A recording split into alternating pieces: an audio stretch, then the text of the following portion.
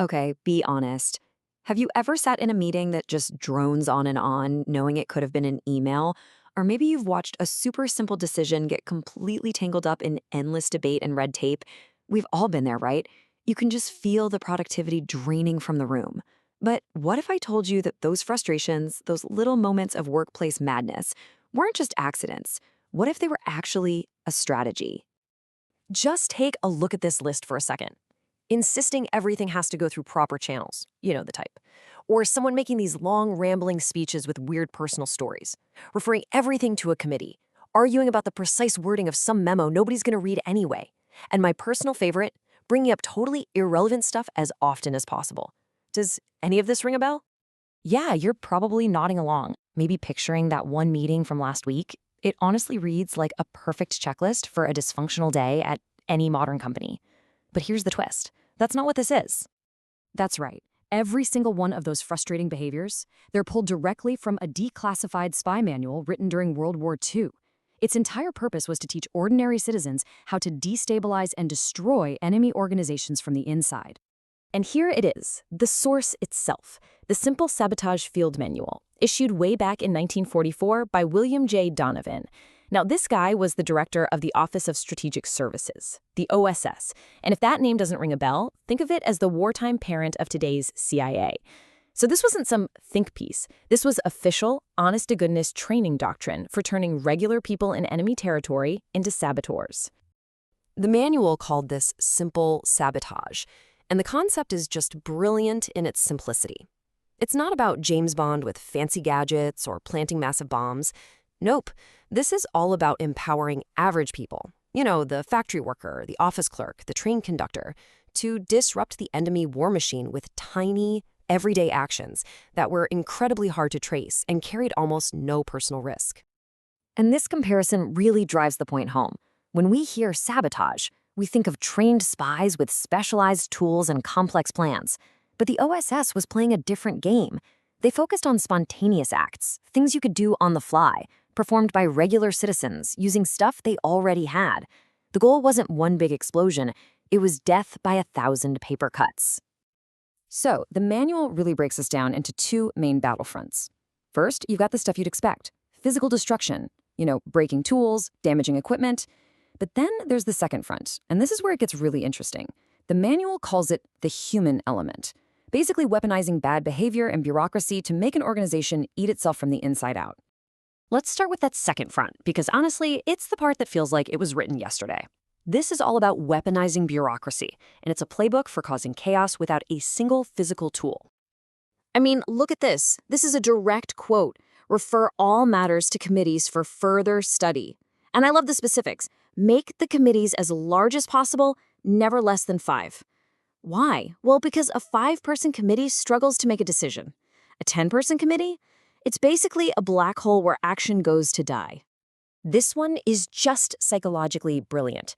The manual tells the saboteur to use the language of good sense. Say things like, let's just be cautious here, or we need to be reasonable and not rush into things. You're essentially wrapping up your obstruction in the language of prudence. You sound like the most responsible person in the room while you're actually paralyzing the entire process. And it gets even more specific for managers. Look at these tactics. Demanding everything in writing, misunderstanding orders, and then asking a million questions, giving the most critical tasks to your worst employee, obsessing over perfection for something that doesn't matter while letting shoddy work slide on the important stuff. Every one of these actions creates chaos, but gives you plausible deniability. You don't look like a saboteur, you just look like a bad manager. And it wasn't just for the bosses. The everyday worker had a role to play too. The instructions were simple. Work slow, create interruptions, pretend you don't get the instructions, do a bad job, and then blame your tools. And this last one is just brutal. Never train the new person properly. That ensures that inefficiency becomes baked into the system forever. Okay, so that's the human element. Now let's flip the coin and look at the other side, the physical sabotage. This is where the manual got into the nitty-gritty of causing actual, tangible damage with things you could find lying around your house. This, right here, this was the saboteur's arsenal. It's not guns and grenades, it's salt, hair, string, pebbles, and emery dust scraped from a knife sharpener. The whole idea was that the best weapons are the ones that don't look like weapons at all. They're just boring, everyday objects that no one would ever question you for carrying. And here's a fantastic example of how you'd use them. The manual literally gives you step-by-step instructions for making a timed fire starter with just a candle and some paper. You set it up, light it, and walk away. Hours later, long after you're gone, the flame burns down and ignites the paper, starting a nice little fire in an enemy supply depot or office. Simple and terrifyingly effective. The manual was also full of ways to destroy engines, and some of these are incredibly creative. We've all heard the old sugar in the gas tank trick, which turns the fuel into a sticky goo. But how about sand in the oil to grind the engine's insides to pieces? Or my favorite, tossing a handful of rice into the cooling system.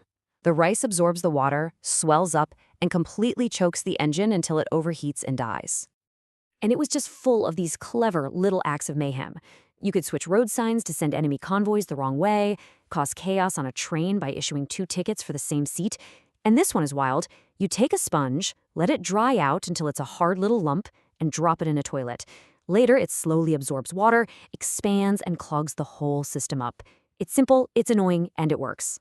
So, it's so important to remember the context here.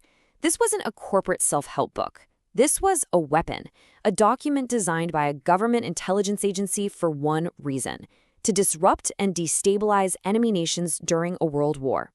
But that, of course, brings us to the really unsettling question. Why do these tactics, designed specifically for wartime sabotage, look so familiar? The endless meetings, the passive-aggressive caution, the bureaucratic nightmares, they're practically a carbon copy of the dysfunctions we see in our own organizations every single day. And that leaves us with this final, nagging thought. When you see this stuff happening in your own workplace, are you just looking at the normal, accidental breakdown of a complex system, or are you seeing the ghost of this old sabotage manual at work, where the actions are exactly the same, even if the intent is gone? And how on earth could we ever tell the difference?